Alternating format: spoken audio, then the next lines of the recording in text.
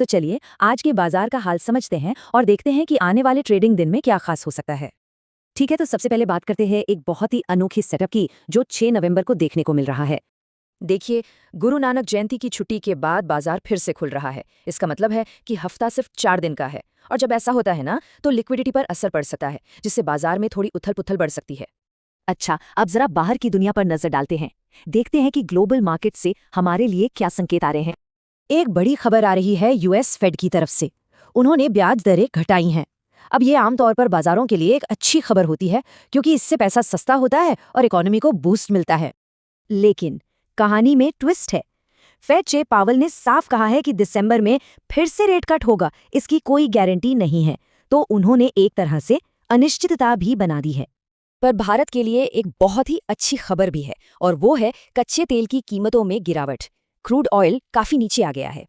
ये गिरावट कोई छोटी मोटी नहीं है। साल दर साल देखें तो करीब 16% की कमी आई है। इसका सीधा सीधा फायदा भारत को मिलता है, क्योंकि हमारा इंपोर्ट बिल कम होता है और महंगाई पर भी लगाम लगती है। तो ये एक बड़ा पॉजिटिव फैक्टर है। तो ये तो हुई ग्लोबल कहानी। अब देखते हैं कि इन सब के बीच हमारे अपने भारतीय बाजार में पैसे का फ्लो कैसा चल रहा है। यहाँ एक बहुत ही दिलचस्प लड़ाई चल रही है। एक तरफ है विदेशी निवेशक यानी FIIs, जो इस महीने अब तक लगभग 2,950 करोड़ की बिकवाली कर चुके हैं। और दूसरी तरफ है हमारे घरेलू निवेशक DIIs, जो 4,719 करोड़ की जबरदस्त खरीदारी करके बाजार को संभाले हुए हैं। तो सवाल ये उठता है कि ये जो घरेलू पैसा आ रहा है, ये जा कहाँ रहा है। देखिए, ये पैसा बैंकिंग और IT जैसे मजबूत सेक्टर्स में जा रहा है, जो 6% ऊपर हैं। PSU बैंक्स में भी अच्छी खरीदारी है। वहीं मेटल्स और पावर जैसे सेक्टर्स थोड़े सुस्त हैं। चलिए अब इन सब बातों को चार्ट पर देखते हैं। निफ्टी और बैंक निफ्टी के वो कौन से जरूरी लेवल्स हैं जिन पर आज सबकी नजर रहेगी। निफ्टी 50 की बात करें तो यहाँ सबसे जरूरी लेवल है 25,500 का। ये एक मजबूत सपोर्ट है। अगर बाजार गिरता है तो यहाँ उसे सहारा मिलना चाहिए। ऊपर की तरफ 25,800 एक बड़ी दीवार की तरह खड़ा है, जहाँ सबसे ज्यादा कॉल राइटर्स बैठे हैं।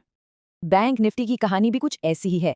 ये भी एक दायरे में फंसा हुआ है। नीचे की तरफ 57,700 एक बहुत ही क्रिटिकल सपोर्ट जोन है, और ऊपर की तरफ 58,230 की बाधा को पार करना जरूरी है। अब एक और इंटरेस्टिंग बात देखिए, इंडिया VIX। ये इस हफ्ते लगभग 5% बढ़ा है। विक्स को डर का मीटर भी कहते हैं। जब ये बढ़ता है तो इसका मतलब है कि बाजार में ट्रेडर्स थोड़ा सावधान हो रहे हैं, थोड़ी घबराहट बढ़ रही है। तो इन सब सिग्नल्स को देखते हुए आज ट्रेड कैसे किया जाए, आइए दिन के लिए कुछ संभावित सिनेरियो पर नजर डालते हैं। निफ्टी के लिए रणनीति काफी सीधी है। अगर निफ्टी 25,800 के लेवल को तोड़कर ऊपर निकलता है तो एक लॉन्ग पोजीशन के बारे में सोचा जा सकता है। वहीं अगर ये 25,650 के नीचे फिसलता है तो शॉर्ट साइड पर मौके बन सकते हैं। और अगर ऐसा कुछ नहीं होता तो फिर बाजार के 25,400 से 25,800 की रेंज में ही घूमने की उम्मीद है। तो कुल मिलाकर आज का निचोड़ क्या है? यही कि बाजार एक दायरे में रह सकता है। ग्लोबल संकेत मिले जुले हैं, लेकिन असली खेल इस बात पर होगा कि घरेलू खरीदार 25,500 के उस अहम सपोर्ट लेवल को बचा पाते हैं या नहीं। और यही आज का सबसे बड़ा सवाल है, क्या घरेलू खरीदारी इतनी मजबूत होगी कि वो विदेशी बिकवाली को झेल जाए और 25,500 के किले को बचा ले। खैर, ऐसे ही रोजाना बाजार के विश्लेषण के लिए लाइक और सब्सक्राइब करना मत भूलिएगा।